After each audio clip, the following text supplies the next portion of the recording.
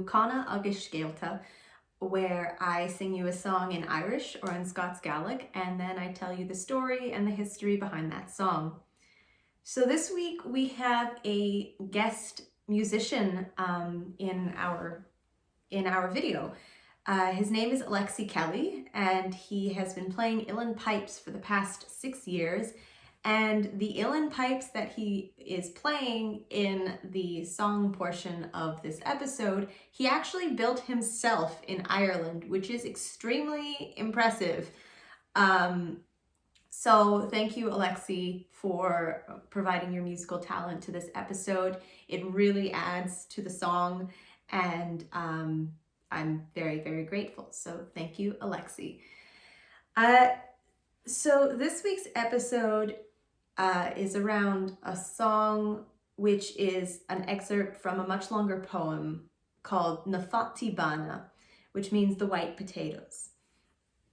And specifically, the word Fatai is the Connemara dialect version of the word potatoes in Irish. Most other places would say prati, and this is indicative of where the author of the poem is from. So the author is Peatsaí Ó Callanan, who was born in 1791 in County Galway in the west of Ireland. And he wrote Fataí Bána in 1846, which was the same year that his older brother Marcus died. This was the second year of An Gortamór, which is the Great Hunger, otherwise known as the Great Potato Famine of Ireland. So the important thing to know about the famine, we hear a lot about the potato famine in Ireland, but not a lot of people know more in depth the gravity of the gravity of the event that was An Gortamór for modern Irish history, and the impact that it had on Irish culture, Irish language, Irish folk memory, any category that you can think of, An Gortamór had left its print. So the important thing to know, it was caused by a blight, which is a fungus called Phytophthora infestans, which was airborne, and it was carried over from America, and it rotted potatoes at the root. Basically, if you had a potato crop and it was infected, you would dig up a potato and it would turn to mush in your hand, black mush. This was catastrophic for Ireland in particular, because the majority of the Irish people subsisted on a diet of potatoes, and only potatoes. There was obviously other food sources, but they weren't enough to survive off of.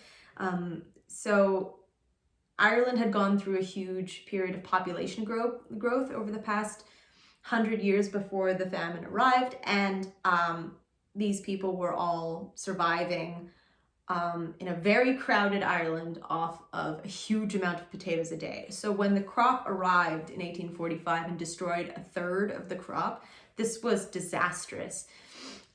It's remembered in folk memory as people waking up on the day that the blight arrived, and there were wolves howling, and the sky was black, and it's obviously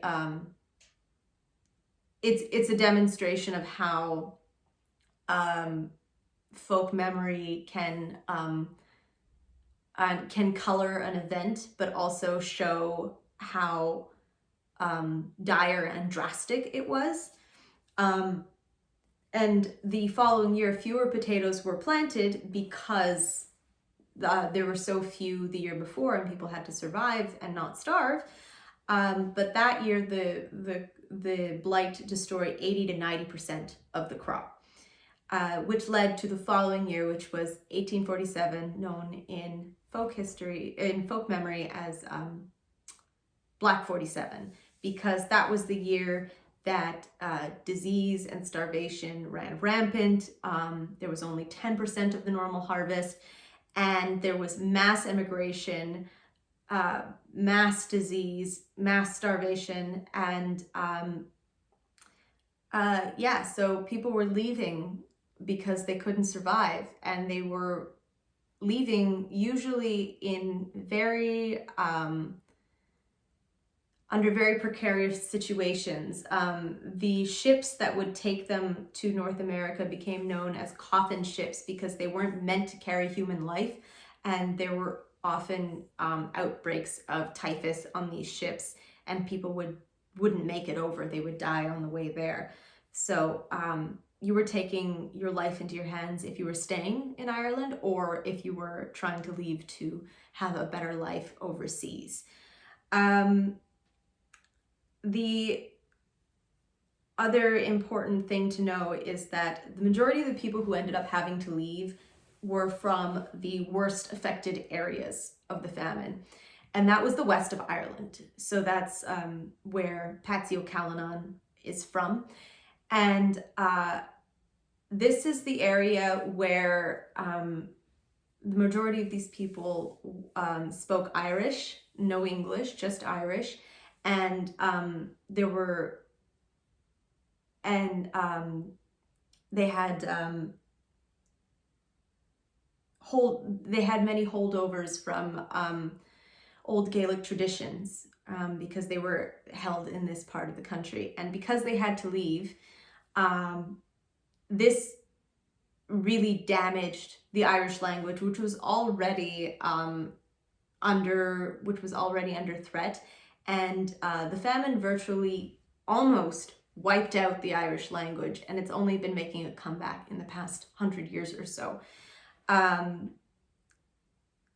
And the other thing that's important to know is that as much as the famine is primarily responsible for this event, the English government played a hand in not helping, I guess.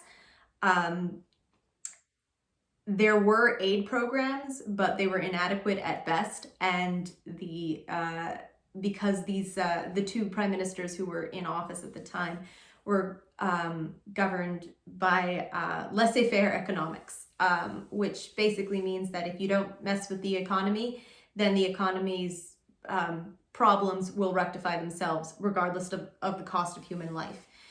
So all of this horrible cocktail of events led to approximately 1 million people dying of outright starvation or disease, and around 2 million people leaving in emigration. And this was only during the famine years. The emigration continued for decades after that, which is why this is such a, as my history professor put it, a watershed moment in Irish history, in modern Irish history, and why you can still see the impacts of it in Irish song, on the landscape, in folk memory, in the things that Irish scholars and scholars of Irish history study. Anyways, so that is what you need to know about the Irish famine. And I don't usually do this, but I wanted to read the English translation of the song that the song of this episode, so you understand what you're listening to, because I think it's very important for this song in particular. So this is The White Potatoes by Peatsaí Ó Callanan. 1,000 farewells to the white potatoes. For as long as we had them, a pleasant horde, affable, innocent, coming into our company as they laughed us at the head of the table. They were help to the nurse, to the man and the child, to the weak and the strong, to the young and the old. But the cause of my sorrow, my grief, my affliction, them rotting away without frost, without cold. What will buy a shroud for the men who'll be felled? Tobacco, pipes, or a coffin of wood. But High King of Heaven withheld and a means for us, and of course, it would be wonderful for us if we were to die.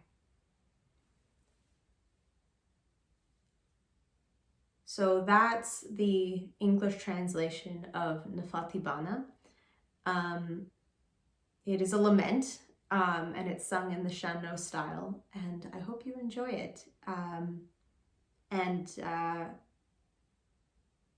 I hope you enjoy the piping talents of Alexis Kelly.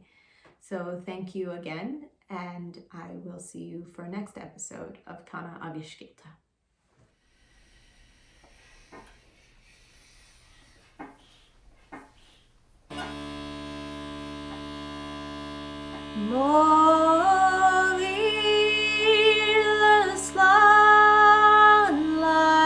Fataí Bána Basuana te venekilio Ifalir sinantai dictiatan laida siede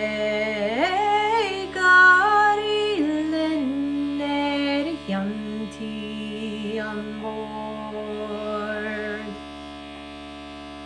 Bahawardam Banal try Danarish Daniel show. Allah is done light here on oak is done hidion Afamo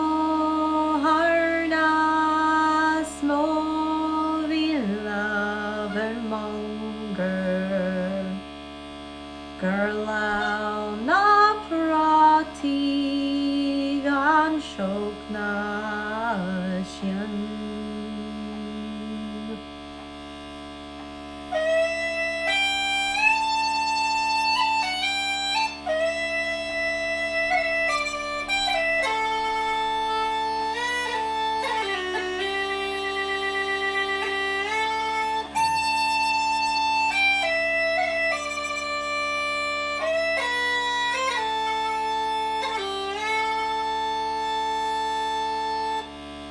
Kerda yanios bralin danaura shinfer